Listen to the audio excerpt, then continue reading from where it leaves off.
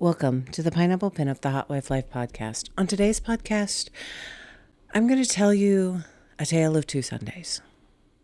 And then I'm also going to read something from a recent listener.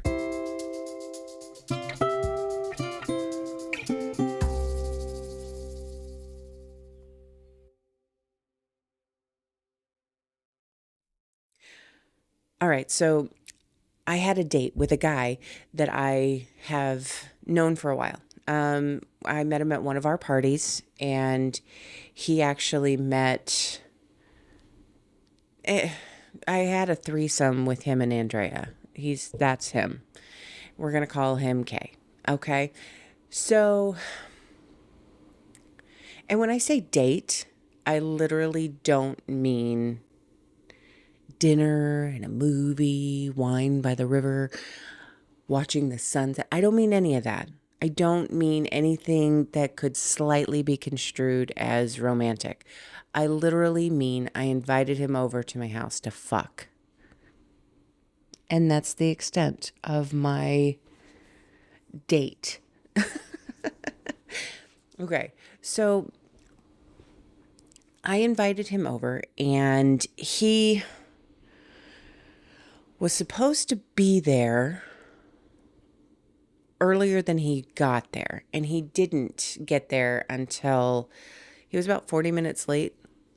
And on a Sunday, my husband and I are basically winding down, gearing up, doing all the things that we have to do because the work week is coming on hard come Monday, okay? A lot like everybody, okay? The work week is coming on hard, and we don't do a lot of late Sunday nights, okay? And when I have a quote unquote date scheduled, that means that I'm not going to eat before, because in order for me to eat before, I can't do things like give a blowjob. Because like one of my biggest fears is literally vomiting on somebody's dick. I have a gag reflex. I am not one of those women who is blessed to be like, oh, I can get it right down. I don't have a gag reflex. I do. I have a gag reflex, and it works. It works like it's supposed to. It works like it's supposed to keep me from dying. So anyway, I have a gag reflex, and so therefore, if I eat something, I'm not going to give a blowjob, especially not to a guy who's got a dick so long that I am afraid I'm going to get vertigo climbing on top of it. And I mean that. And I mean that sincerely, because this guy has a massive long dick. He is a very short man, and I call him a tripod because he is a tripod. He has a massive long dick. And so because of the fact that I know that if I eat before I see him, I'm not going to. But here's the other thing that was going on that day. I had a sore throat. I'd had a sore throat for a couple of days. Allergies were really getting to me. I had woken up with sinus pressure and a sore throat, and it ended up not being like an illness of any sort because it kind of faded. So I had a sore throat, and I felt like it was only right to share that information with him, because if he's going to come over here and he's going to spend time with me, then he should know that there's the possibility that I could have be something, you know? It's not fair to other people to not give them the forewarning. So I told him that I had a sore throat, and he said, okay, so I'm not going to stick my dick down your throat, which I thought was really gallant. Despite the wording, I mean, the fact that he took the time to think about the fact that if he put his dick in my throat, it was probably going to cause it to be more irritated.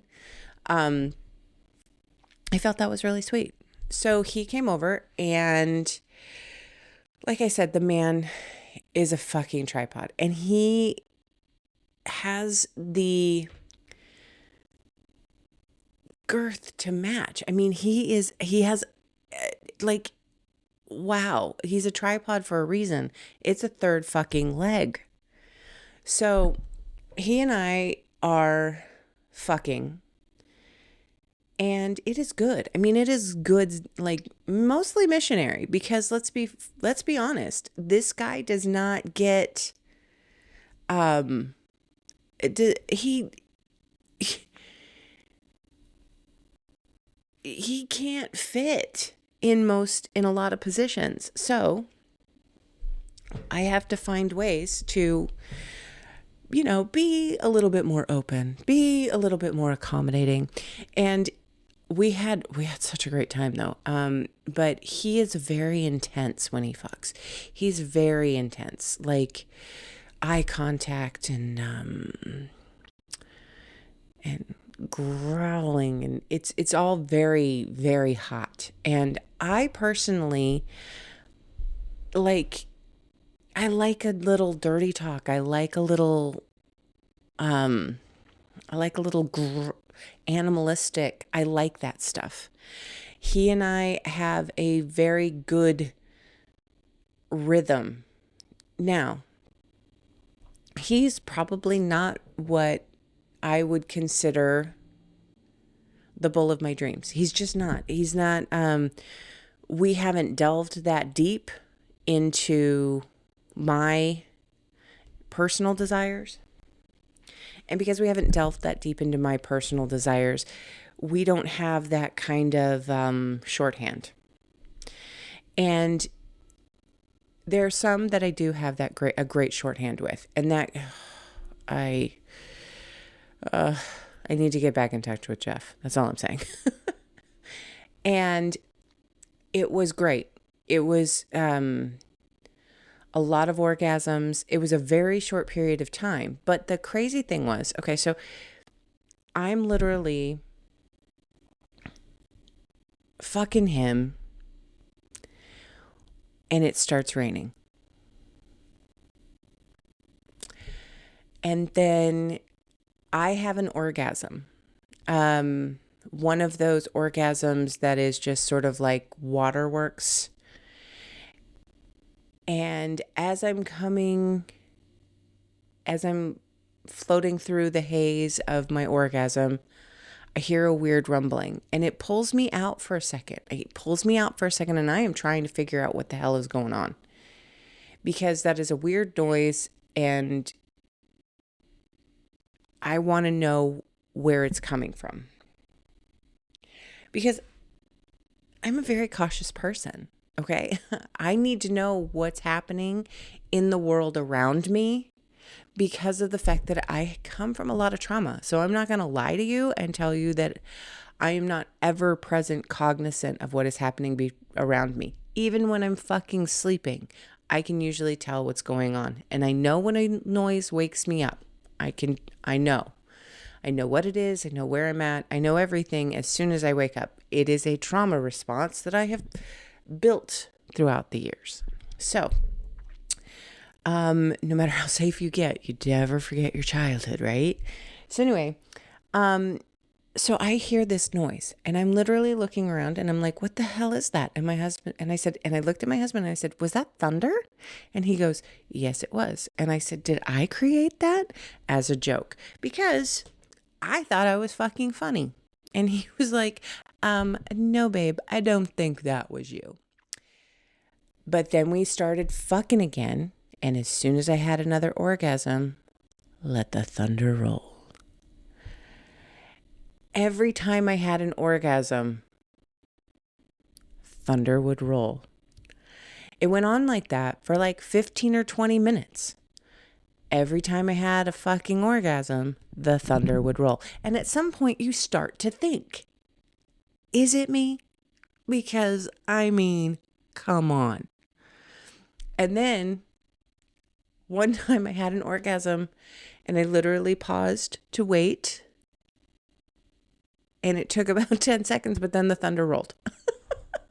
So I might have been creating my own myth there. That might have been me. That might have been me creating my own story. But that's okay. Creating your own story in those moments can be fucking hot, and it's funny and worth giggling about, and so much fun. And that was basically how our night went. The thunder rolled. Well, I rolled, and then so did the thunder. It was awesome. It was so much fun, and it was so great. And it was really hot. And I really, really enjoy nights like that. Even when they happen late, I really enjoy them because it's another hot moment. And mind you, that entire weekend, that was the weekend that I went to 2 parties on Saturday. So it was so like draining me of all my tensions, draining me of all my worries, draining me of just everything because it was so sex positive that weekend. That weekend was this kaleidoscope of fucking and coming and reclaiming and hot moments. It was a great weekend. I wish every weekend was like that weekend, but at the same time, I'm going to talk about another weekend and we'll get to the other side of that coin. All right. So this is for me. It was so much fun and I cannot wait to do it again. And I'll leave it at that.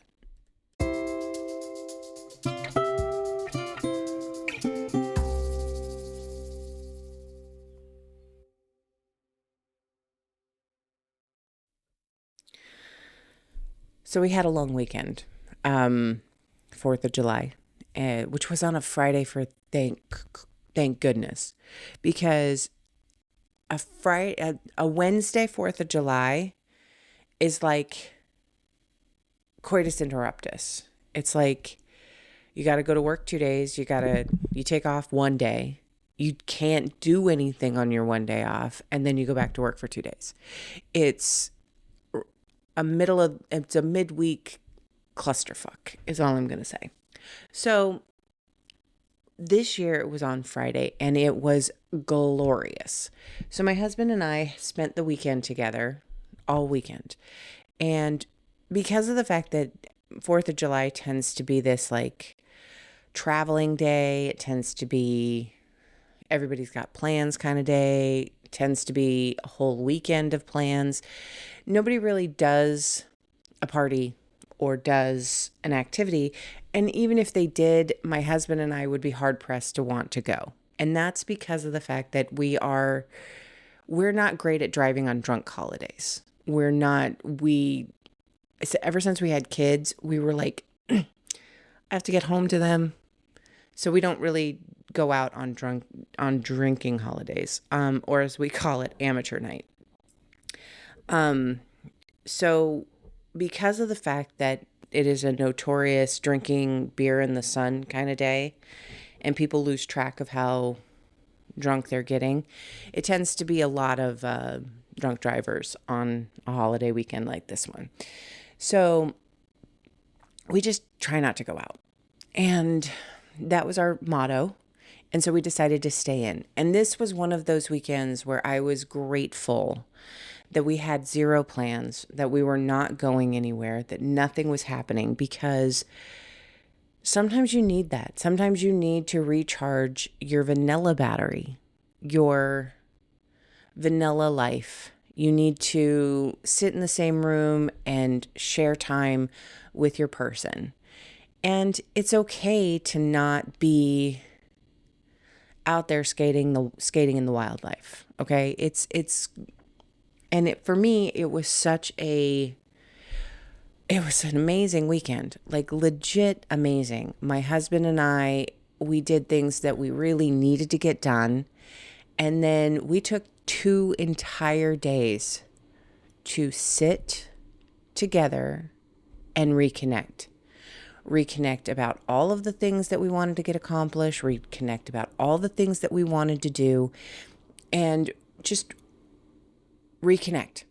I had a friend come over Sunday morning because the 3 of us are going to a lifestyle event in December, Naughty Noel, and we are really excited about it.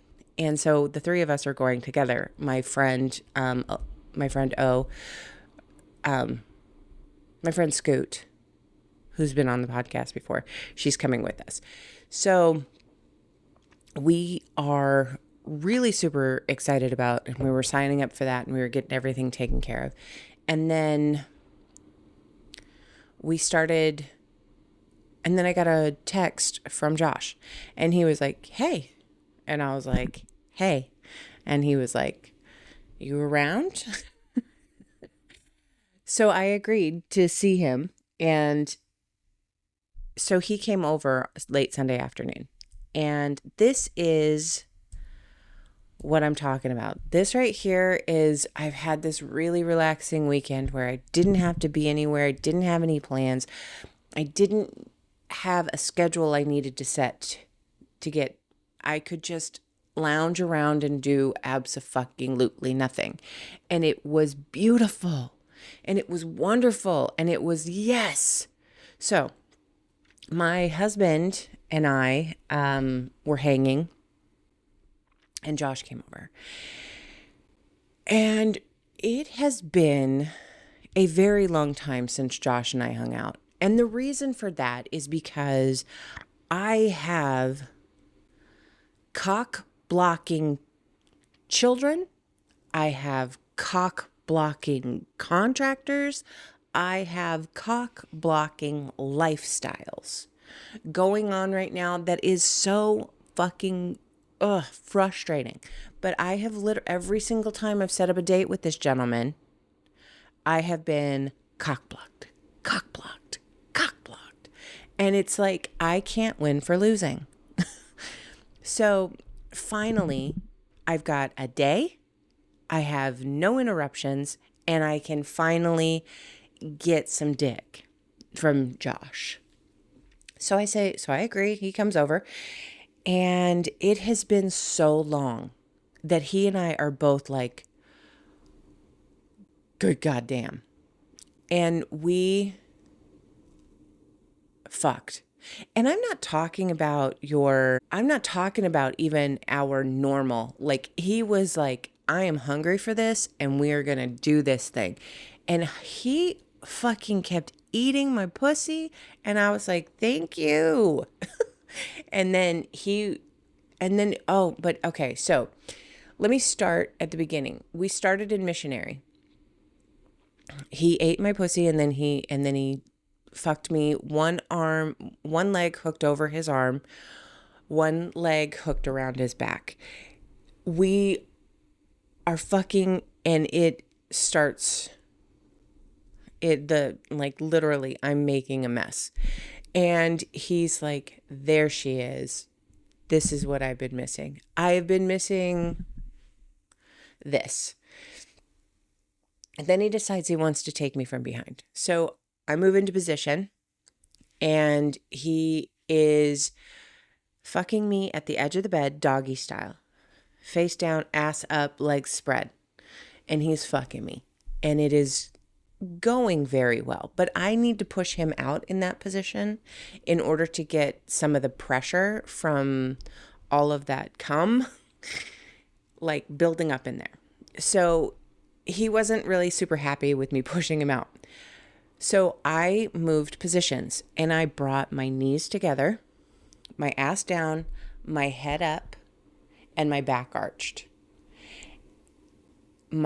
This means that my tits are swaying, and my ass is in the perfect position, and he is fucking me, and it is like choirs were singing. I was coming so much, so hard. I was coming and coming and coming. And that position, because as he enters, he's kind of going into an uphill slide. So he's going up in, and that is dragging him right across my G-spot, and ending him right at my A-spot. And he is hitting every fucking note in between. In between G and A, he is hitting every motherfucking spot. And I swear to you, I was like, yes. It was so fucking good. And then I've got him, I'm pulling his hand so he's holding my tits so that when he's fucking me. And one thing about Josh is he doesn't grip. He doesn't grip with his hands. And I don't know if it's because he's being cautious or if he's just not a grippy kind of dude. But in that moment, what I wanted was that grip and that animal and that yanking me back by my flesh, like that pulling me onto that cock in that animalistic way. But just even holding my tits was nice at that point. And and obviously it didn't matter because I was coming like a fucking freight train. And he fucked me like that for so long. He thought he'd worn me out. He thought he had worn out my squirt. So we took a break and scrambled around for some condoms. And then he came back and I started riding him. And then I turned around and so I'm riding him cowgirl. And then I turn around and I do reverse cowgirl. And at that moment, he's like, nope, I gotta go. I gotta go to the bathroom. I gotta go. So he gets up and he runs and does his stuff. And then he comes back in and I'm laying on the bed and he has me on my side, one leg straight, one leg bent over his hip. And he starts fucking me in that position. Now we're on the other side of the bed, far away from the protective layers I have put down. And this means we're on my husband's side of the bed. And he literally was like, it's fine because I've worn out her squirt. That is not what happened. What he had done was warmed up my squirt to the point where I was just a fucking fire hose. And I was going. Yes. Every single thrust was like another mini orgasm that created another flood. It was amazing. It was so hot and it was so good. And we ruined my side of the bed to the point that he had to put an extra blanket down in order to be able to sleep there. I felt a little guilty. Then again, not so much. But it was so many different positions and so many different configurations of what we do that it was beyond hot. I mean, I can't even begin to tell you. It was like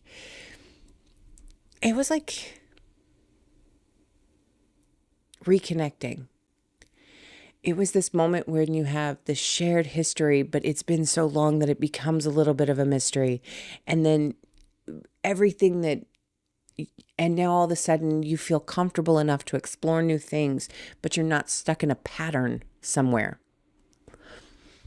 It was great. And it was so much fun. And it was exhausting. I was wiped. I was like, okay, I can go to sleep now. I mean, he relaxed every bone in my body and I could not have been more grateful. And it was really, really hot. It was really fun to reconnect in this deeply primitive, deeply like, ugh. It was really good. It was really, really good. And I was, so it was like two very different Sundays, but two very good in their own way Sundays. And I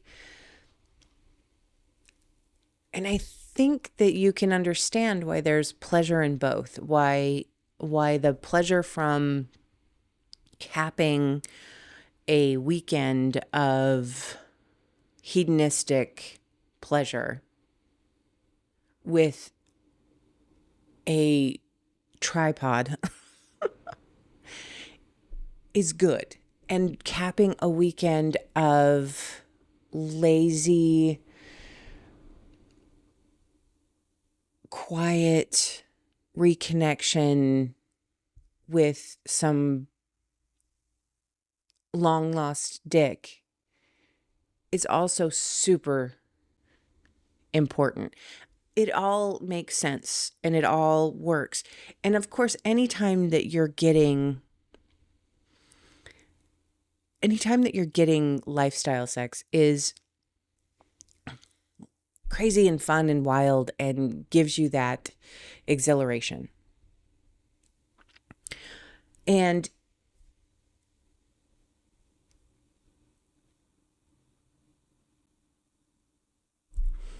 I don't know if there's anything else that you really need to say about that.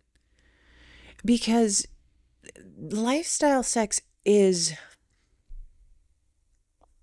in and of itself, kind of its own thing. It's its own kink, really. And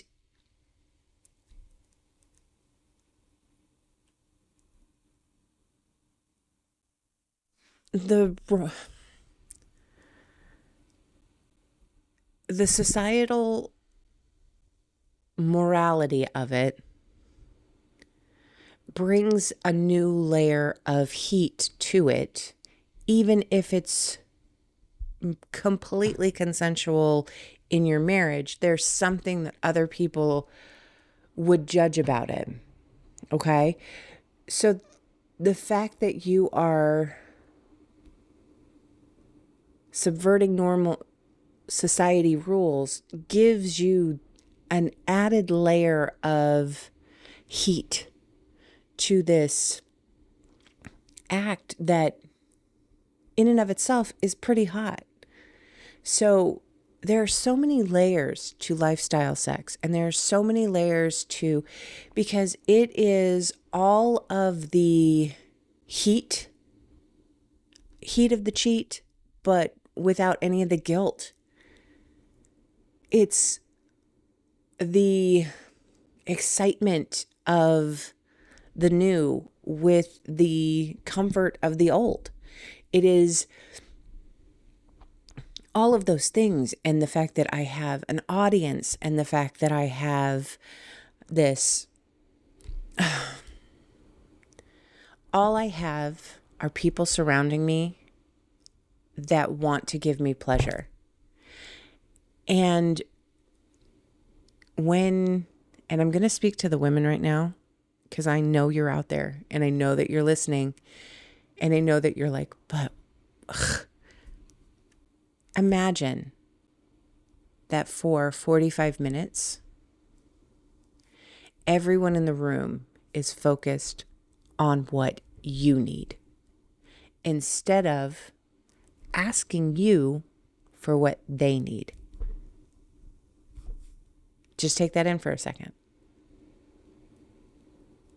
A moment in time when it is about what you need, what you want, what you are, and not about anyone else.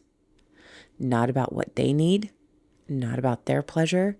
It is 100% focused on pleasuring you and making sure you get everything that you need. And I know that every one of you can feel what I'm talking about right now.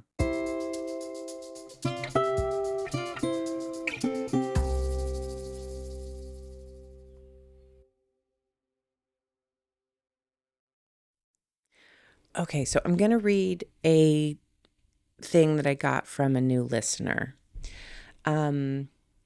I just discovered your podcast yesterday while looking for cuckolding hot wife podcasts and resources. It blew my mind. I listened to literally 10 episodes today itself. It has been a fantasy of mine for a long time, and I have listened to other podcasts to understand my cuckold sexuality better, and yours really stands out.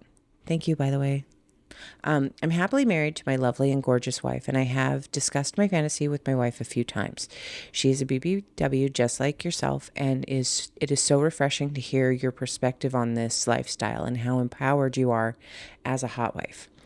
My wife is super shy and insecure about her body and her body image, but hopefully she feels empowered by her own beauty and sexuality to explore more. I listened to your cuck cleaning podcast, and you had mentioned that you were curious about how other cucks tagged perceptives regarding cream play cleanup from their hot wives' cuckoldresses. So I thought I would share mine. Given that I have not yet had the fortune of being cucked and being asked to clean up a bull's cum from my wife, the biggest turn on for me is the act of being submissive to my wife. I love the idea of receiving a command from my wife to clean her up and feast on hers and her bull's juices from inside of her. It's like literally consuming the embodiment of my wife's pull on other men and their burning passion for my wife. I also like the superiority and her command of our sex lives at the same time. It makes me feel objectified as a servant of her pleasure and providing her afterplay and aftercare. Like she's behaving as a queen and she doesn't even have to go to the shower to clean herself up when my wet mouth is there to clean her up. It drives me nuts. I love your husband's perspective as well about prepping you before getting you ready to reclaim you, but I thought I would share my thoughts as well. Okay. So let's revisit for a second. The cuck life I'm learning so much more about it because ever since I went on Cuck My Life, the podcast, which that episode, I have no idea when it's airing, but I will let you know. Ever since I found their podcast, ever since they reached out to me and we started talking, I listened to their podcast. And it is so interesting to hear the perspective from the other side, to hear what it is that they are, what they're there for. And each one of them leads a very different life and leads a very different relationship to their wives and their cuckoldresses. But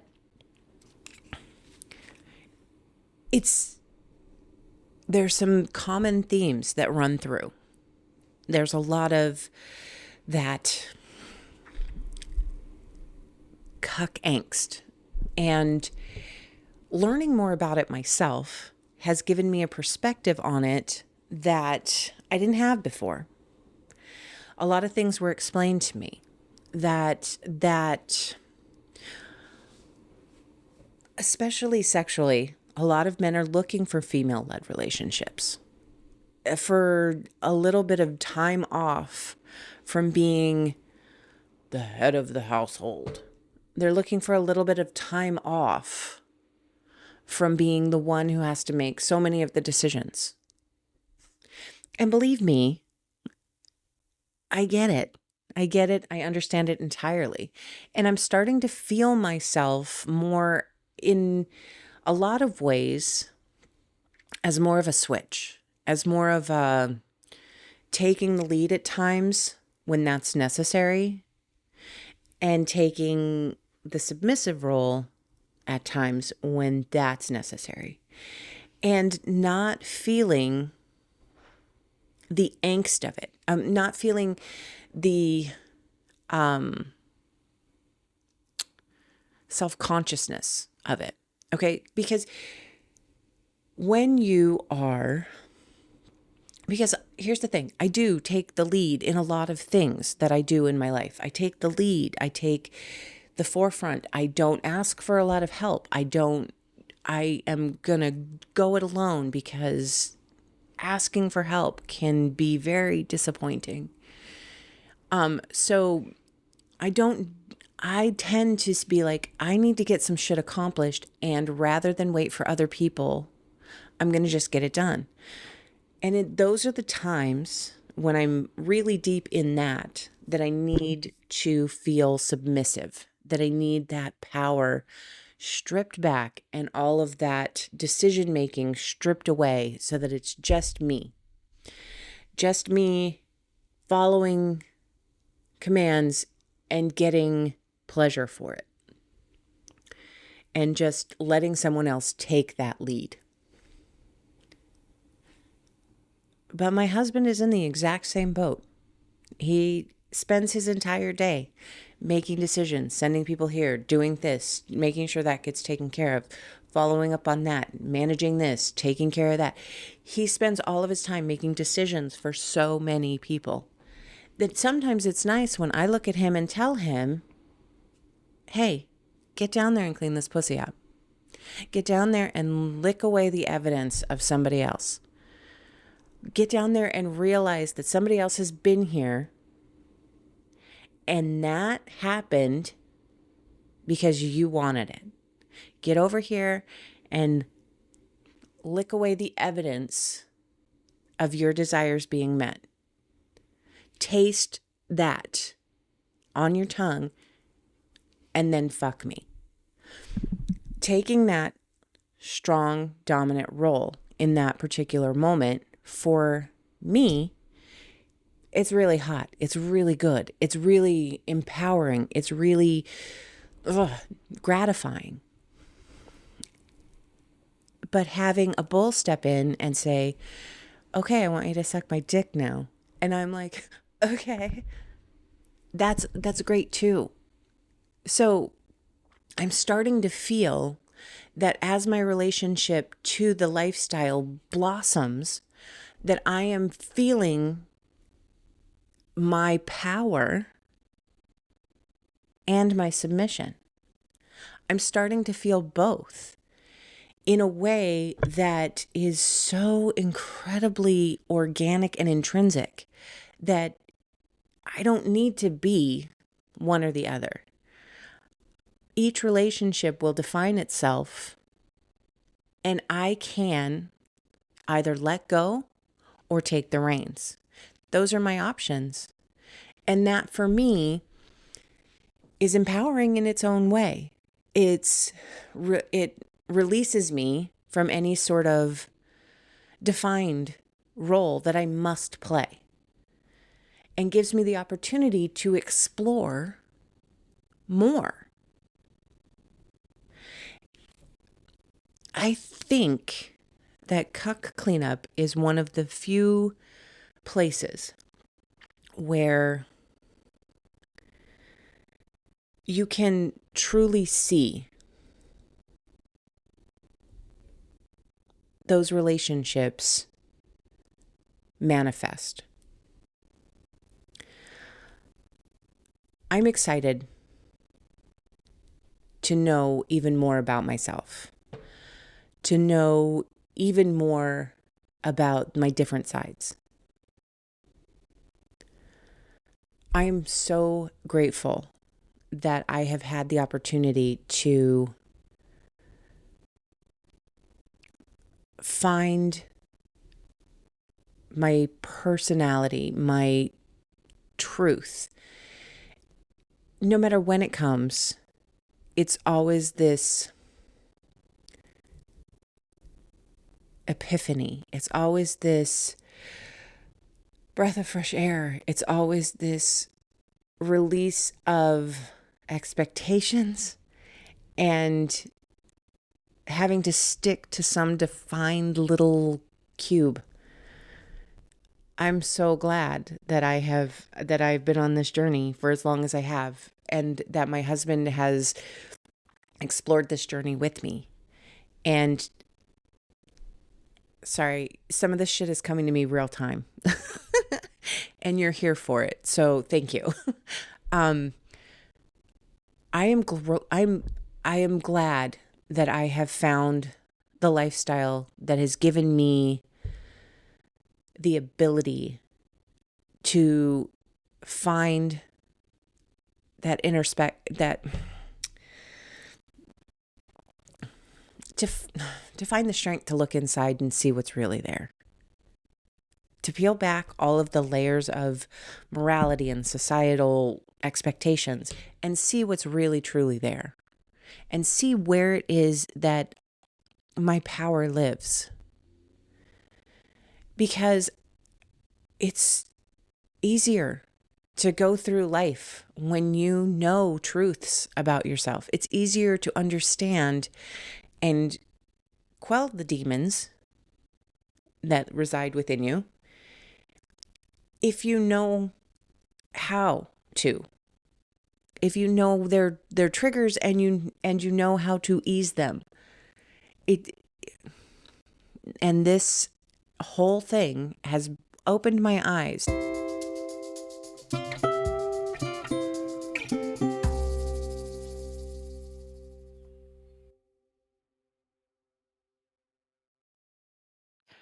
So I want to talk about privateadventures.net really quick. So privateadventures.net just opened, just set up a blog, and their blog is about sexual wellness and, you know, breaking stigmas, taboos, getting into the pleasure without all of the baggage. Um, I'm going to read you a really quick uh, blurb. So this is directly from privateadventures.net new blog. Let's be real. The adult industry sometimes gets a bad rap, but that's usually based on old school shame or misinformation. At privateadventures.net, we believe in body positivity, inclusivity, and judgment-free space. Curious newbies dipping their toes in the world of lubricants or exploring that first vibrator to experience, folks venturing into BDSM or anal play. Everyone is welcome here. This is super important. Sorry, back to me now. This is super important that we take the time to figure out and discuss what it is that we're looking for in our relationships. One of the things that really helped my husband and I break into this world was role play, was toy play. It was one of the precursors to us being emotionally and mentally ready to take those next steps. My husband and I played a lot. We did a lot of role play. We did a lot of toy play. We did a lot of stuff before we ever ventured into this world, before we got into a place where, and it gave him a place to fantasize from. And it was really awesome to have that ability to play openly, to play through the fantasy without any judgment, and toy play is one of those things that I cannot recommend highly enough. Toy play is one of those things that can bring you pleasures you didn't know were out there, that you didn't know were possible. And because of the fact that you may not know that they're possible and you may not know how you're going to react to it, this is really just exciting. And I highly recommend going to privateadventures.net, taking a look around, reading their blog, seeing what they have to offer that might be something that triggers a new fantasy for you, and your partner. Um, I'm really excited what they're doing over there, and I cannot recommend it highly enough.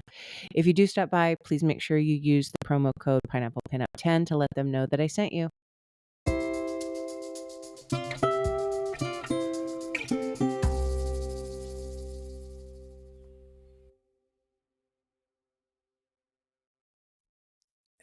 Thank you so much for listening to the Pineapple Pinup, the Hot Wife Life podcast today. I am so happy that you are here. And to all my new listeners, thank you. Thank you so much for coming. If you need to reach out to me, you can reach me at pineapplepinuppod@gmail.com. I am on the socials. I'm on the Insta. I'm on the Twitter. And my Twitter handle is Pineapple Pin Pod, at Pineapple Pin Pod. So you can reach me. You can reach me there.